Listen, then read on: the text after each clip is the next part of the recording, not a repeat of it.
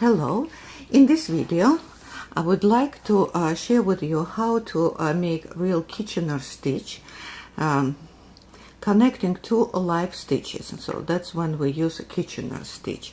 In two previous videos I showed you also connecting live stitches, but it wasn't a Kitchener stitch because you could see the seam from on one side at least. But when you make a real Kitchener stitch, you won't see the seam. You will never find it. So I would like to show you how easy you can make it. I have two swatches. One is like wine red and another is very light sky blue. On this swatch I already knitted 2 or 3 even rows with additional yarn. You can use any yarn that you do not need because I will be connecting only this color to this. This is additional. I will take it off later and you will understand why.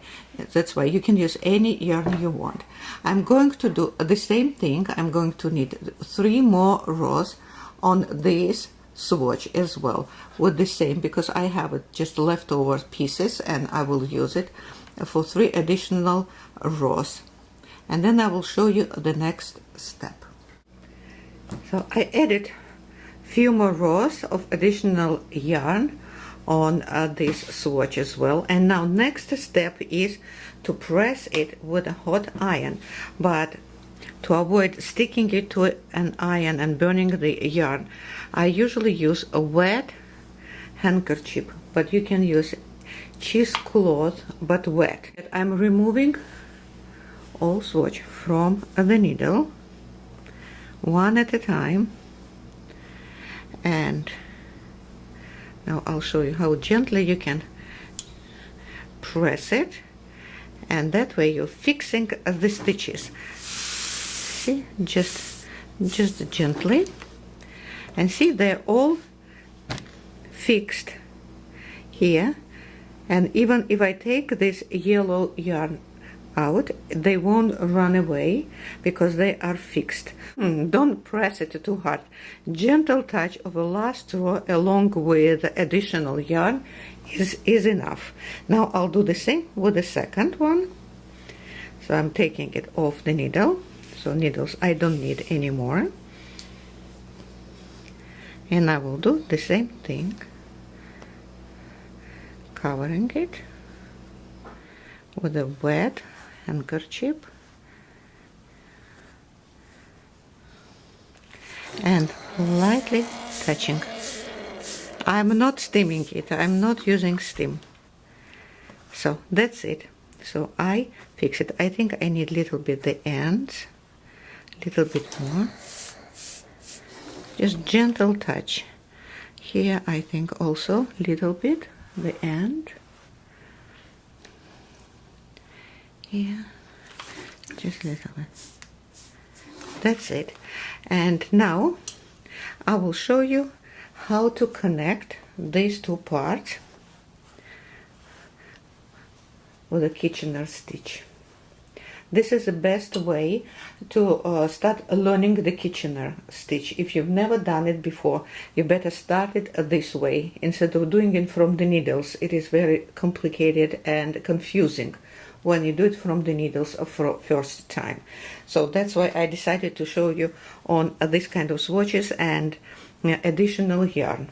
So swatches are prepared, and now it's time to start sewing them together, creating a neat stitches. So first of all I have to remove this additional yarn. I don't need it anymore, but I'm not going to remove the whole row at once. I will do little by little. You can cut it off or just rip it. I'm going to do both. See here, I'm cutting it off and removing it gently. This is also on my way. So everything which I don't need I'm going to remove, and this also I don't need.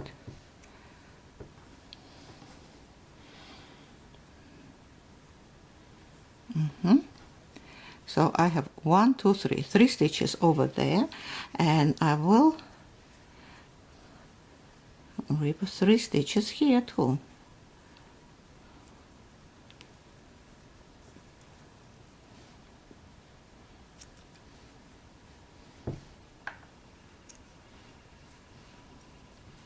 So 1, 2, 3, even 4 happened 4. That's okay.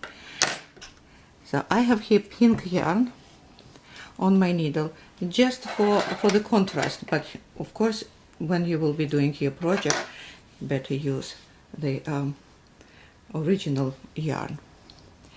So first I will do from this, it doesn't matter from which you start, but I recommend you to start with one which is closer to you. So pull it through first stitch and then go to rear one. It doesn't matter which end it is, with the yarn or the opposite, it doesn't matter completely. And now you're coming back, and that's very important. So I connected the edge stitches. Now I'm going back to my first swatch and pulling my needle into the first edge stitch again, but from the top, not from the under, but from the top. And from under I'm entering into the next stitch. That is important. That's what creates knit stitch. Now I'm doing the same with the opposite part. So this is my edge stitch. So I go again from the top and come out from the bottom.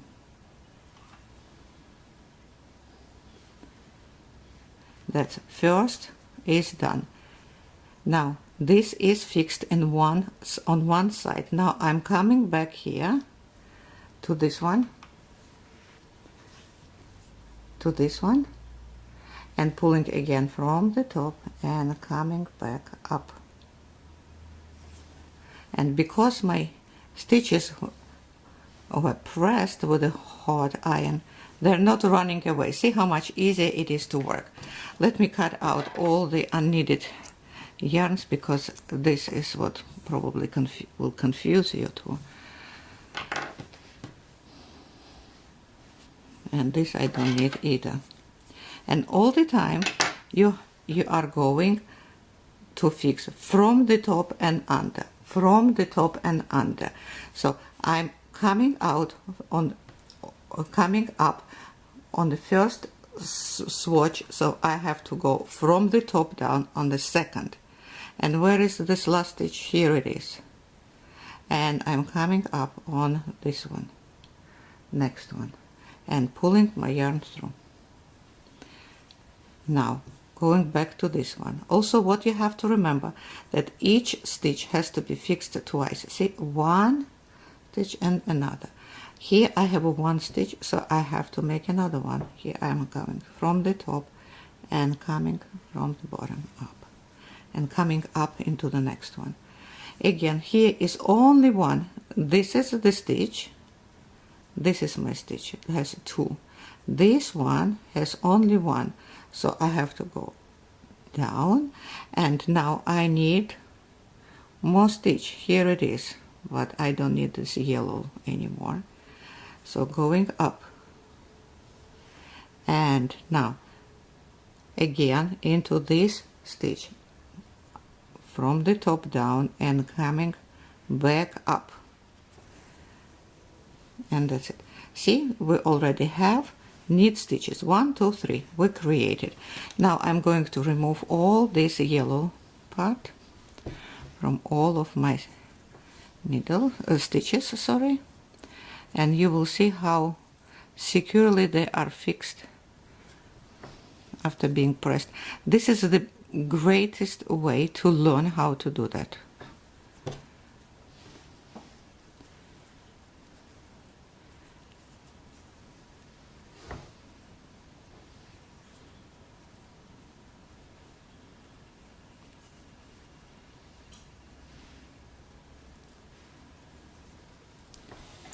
So done with the yellow, and now we'll go only with this, so will be less confusing, I think.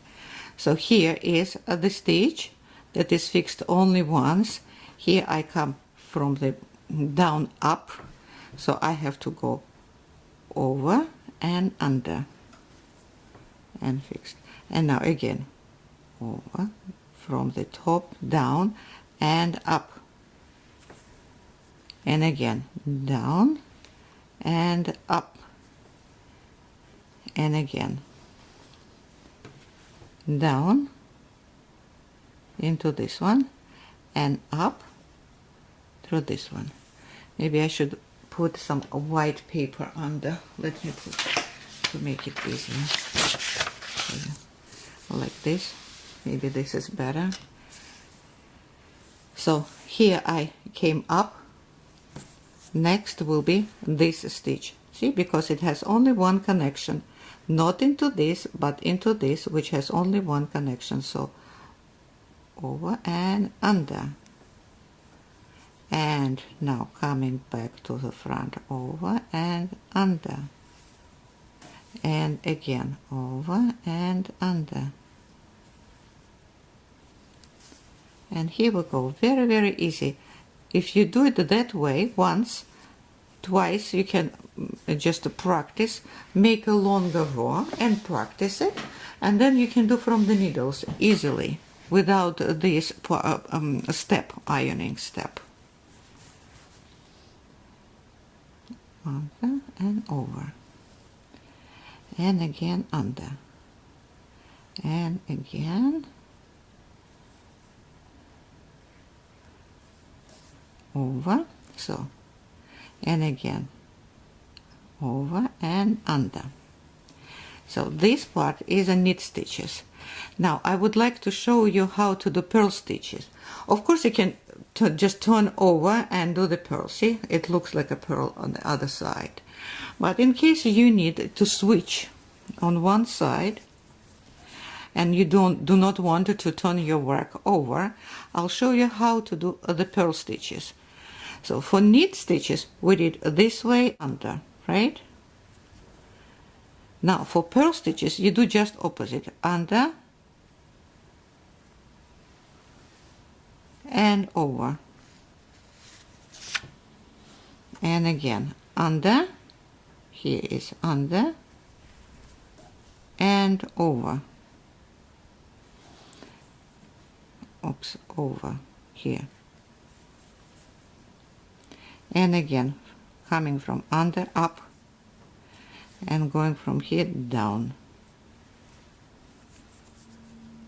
Still you have to fix each stitch in two spots twice, and again under and over, and again under and over. So you do 2 on one side, 2 on the other side, 2 on one side, 2 on the other side, the same way as you do knit stitches. And now again under and over. And now if you need to continue with the knit stitches, you come back and do it again, over and under, and again over and under, and again over and under, and again over and under, over and under, and again over and under. I will finish it all as a knit stitches.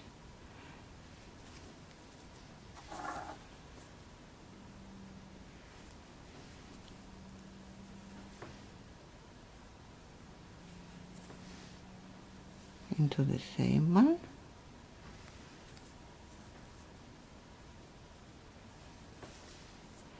and this one, and this one, and this my, see, edge stitch. Usually you have to control edge stitches, sometimes are not well fixed with the pressing. And the last one here, and last one here, and again going back into the edge stitch. That's it. It is all finished, completed. See? This is a purl stitch connection, and this is a knit stitch connection. I'll show you at the rear. Here is a knit stitch, you see, in the center, and here is a purl stitch connection. Very easy if you do ironing and pressing it.